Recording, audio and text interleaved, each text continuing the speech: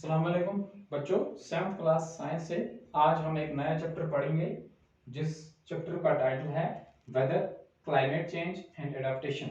बच्चों, इसमें हम पढ़ेंगे वेदर क्या होता है। वेदर हम कहते हैं मौसम को, कि मौसम क्या होता है, ठीक है।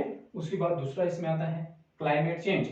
क्लाइमेट का मतलब होता है आबोहवा, किसी भी इलाके की आबोहवा, किसी भी इलाके का जो टेम्परेचर है, यही इस इलाके की वेदर जो क्लाइमेट है उसको भी डिटरमाइन करता है। Because weather and climate are both closely related to each other. अगर वेदर है तो क्लाइमेट है, अगर वेदर ही नहीं है तो क्लाइमेट नहीं हो सकती, ठीक है। और अगर क्लाइमेट या वेदर नहीं होगा तो दैट मीन्स लाइफ भी नहीं होगी, बिकॉज कि ये एक इंपॉर्टेंट फैक्टर है जो किसी इलाके की लाइफ को सपोर्ट करता है। लाइफ एग्जिस्टेंस के लिए वेदर होना जरूरी है, जो वेदर है तो वहां पे क्लाइमेट है। और उसके बाद इसमें आगे है एडाप्टेशंस। तो ये एडाप्टेशन क्या है? एडाप्टेशन होता है to adjust oneself to the climatic conditions of the any particular region. जहां पे कोई भी जानदार चीज कोई भी वहां पे रहता है, वो अपने आप को उस क्लाइमेटिक, उस वेदर कंडीशन में अपने आप को एडजस्ट कर लेता है to sustain the life. Whether these climatic conditions are harsh, whether they are extreme cold, whether they are harsh hot या फिर मॉडरेट, किस किस्म की होंगी, उनमें अपने आप को एडजस्ट करता है, लाइफ को सर्वाइव करता है, अपने आप को सस्टेन करता है। इसको हम कहते हैं एडाप्टेशन। अब आगे बच्चों देखेंगे, सबसे पहले हम डिस्कस करेंगे इसमें क्लाइमेट। क्लाइमेट के बारे में हम जानेंगे क्लाइमेट किसको कहते हैं, और उसके बाद बच्चों हम साथ में जानेंगे वेदर फॉरकास्टिंग क्या होता है, और फिर साथ में और जानेंगे हम कि वेदर फॉरकास्टर या मीटियोरोलॉजिस्ट जो होते हैं ये कौन लोग होते हैं, वेदर फॉरकास्टर कौन लोग होते हैं, ठीक है। तो ये सारा इसमें हम जानेंगे। पहले वेदर, वेदर हम किसको कहेंगे? Weather is the day to day condition of atmosphere at a particular place. Weather जो है ये डे टू डे कंडीशन, किसी भी पर्टिकुलर इलाके की मौसमी हालात हैं, जो एक दिन एक हालात होंगे, दूसरे दिन दूसरे होंगे। नेचुरली ये चेंज होता रहता है, दिन ब दिन चेंज होगा। एक दिन अगर ज्यादा गर्मी होगी, दूसरे दिन सर्दी हो सकती है, दूसरे दिन बारिश हो सकती है, दूसरे दिन बर्फ पड़ सकती है, दूसरे दिन या तेज हवाएं चल सकती हैं, बादल आ सकते हैं। ये क्लाइमेटिक कंडीशन, ह्यूमिडिटी ज्यादा हो सकती है, प्रेसिपिटेशन ज्यादा हो सकती है। इसका मतलब हो गया कि वेदर कंडीशंस जो है क्लाइमेट ये चेंज होती रहती हैं, इसीलिए हम इसको कहते हैं day to day conditions. Weather is affected by factors such as temperature, air pressure, wind speed, clouds, humidity, rainfall, snow, frost and visibility। कुछ फैक्टर्स हैं जो रेस्पॉन्सिबल हैं किसके लिए? वेदर के लिए। इस weather day to day condition को चेंज करने के लिए कुछ फैक्टर्स हैं जो डिटरमाइन करते हैं किसी इलाके के वेदर को। उनमें कौन कौन से फैक्टर्स? सबसे पहले हम देखेंगे टेम्परेचर। किसी इलाके के अंदर जहां का हम टेम्परेचर की बात कर रहे हैं, इस इलाके का टेम्परेचर कैसा है, वहां पे जो दर्जा हरारत है वो कम से कम कितना है और ज्यादा से ज्यादा कितना है। उसके बाद है एयर प्रेशर, यहाँ पे हवा का दबाव कितना है, यहाँ पे गर्म हवा है, सर्द हवा है, हवा का दबाव ज्यादा है कि कम है। उसके बाद हम देखेंगे विंड स्पीड, यहाँ पे जो हवाएं चलती हैं वो किस रफ्तार से चलती हैं, कम चलती हैं, ज्यादा चलती हैं। उसके बाद क्लाउड्स, बादल, अगर बादल आए हैं उसका मतलब इस इलाके में बारिश होगी, ठीक है। तो ये भी डिटरमाइन करेगा यहाँ के वेदर कंडीशन को। उसके बाद हम देते हैं ह्यूमिडिटी, कि हवा में नमी कितनी है, रेनफॉल, क्या बारिश हुई नहीं हुई, बर्फ, कोहरा या फिर विजिबिलिटी। तो इसका ये सब जो फैक्टर्स हैं, अगर फॉर एग्जांपल फॉग चलता है कहीं पे तो वहां पे विजिबिलिटी हवा में कम होती है। वो विजिबिलिटी अक्सर आपने देखा होगा कि बहुत सारी एयरलाइंस जो होती हैं उनको अपने जो फ्लाइट्स होती हैं उनको उनका शेड्यूल जो होता है वो चेंज करना पड़ता है। क्यों? कि किसी इलाके के अंदर जो है वहां पे विजिबिलिटी नहीं होती, जहाँ पे एयर फ्लाइट उड़ सके या फिर लैंड कर सके। तो इस तरीके से हमारे कश्मीर में अक्सर आप देखते हैं, यहाँ पे तो हमें इस चीज की क्लियरली प्रैक्टिस है। अक्सर विंटर्स में यहाँ पे फ्लाइट्स जो कैंसिल हो जाती हैं, क्योंकि हवा में विजिबिलिटी नहीं होती है, ना कोई फ्लाइट ले सकती है, ना कोई फ्लाइट लैंड कर सकती है। कोई मतलब इसका मतलब ये हो कि विजिबिलिटी नहीं होती। अक्सर बेशतर हम देखते हैं हिंदुस्तान में ट्रेन जो होती हैं वो रुक जाती हैं या देर से चलती हैं, क्योंकि उस दौरान वहां पे फॉग होता है सुबह सवेरे।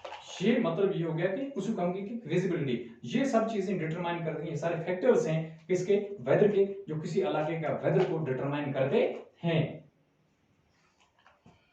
अच्छा, weather of a region changes almost day to day. Weather and climate are closely related to each other. तो वेदर जो है किसी भी इलाके का ये हर दिन चेंज होता रहता है। और वेदर और क्लाइमेट की बात अगर हम करेंगे, they are closely related to each other, जहाँ पे वेदर जो डिटरमाइन करेगा इस इलाके की क्लाइमेट कैसी है, यहाँ की आबोहवा कैसी है, बहुत ज्यादा गर्म है कि सर्द है। अगर बारिश पड़ी तो दैट मीन्स कि वहाँ की क्लाइमेट जो उस टाइम पे सर्द होगी। इसी तरीके से हम देखेंगे अगर इस इलाके में बारिश पड़ती नहीं है, ये रेगिस्तान है, डेजर्ट है, तो वहाँ का वेदर उसको डिटरमाइन करता है कि वहाँ की क्लाइमेट कैसी है, ये तो हॉट होगी, ठीक है, हार्श, हॉट, ठीक है।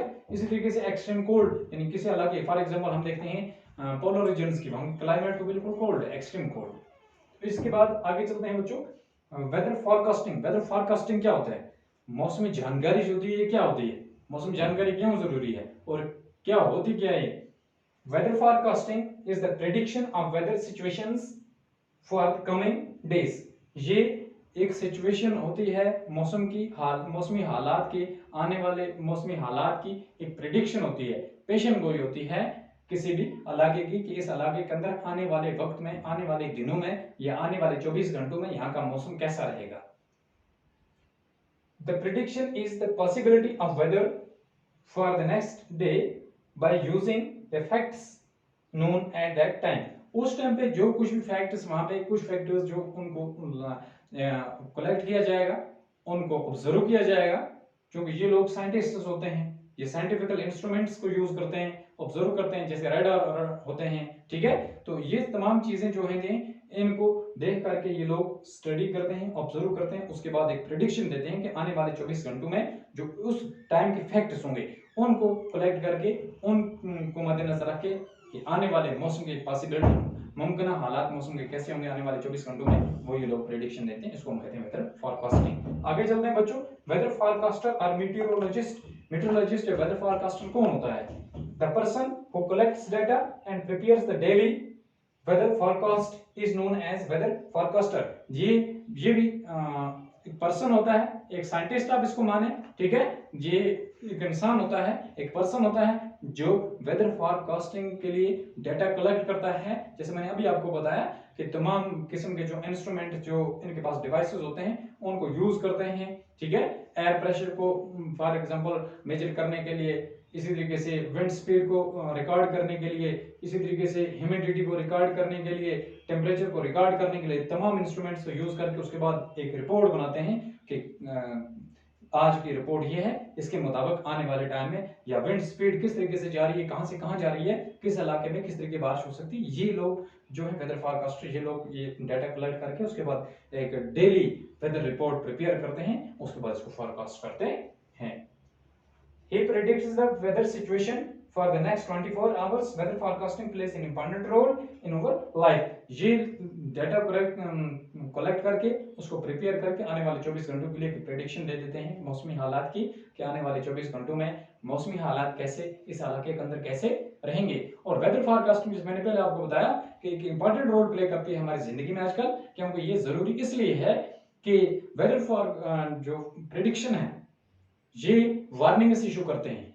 वेदर फॉरकास्टिंग एक जो फॉरकास्टर होते हैं ये एक वार्निंग जारी करते हैं। ये वार्निंग ये होती है कि आने वाले 24 घंटों में मौसमी हालात कैसे रहेंगे, और इससे ये होता है हमारी लाइफ एंड प्रॉपर्टी जो है वो सेव हो जाती है।